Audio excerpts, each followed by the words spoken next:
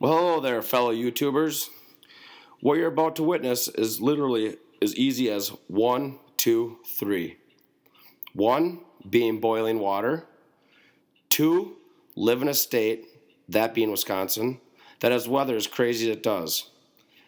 And three, having the courage to step outside long enough to throw your desired amount of boiling water into the minus 42 degree air.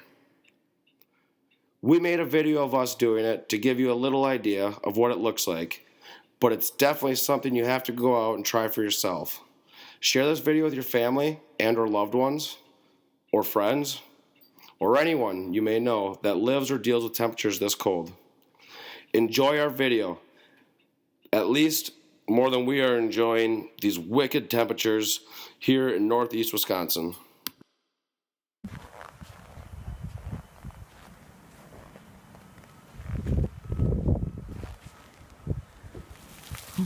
Whoa.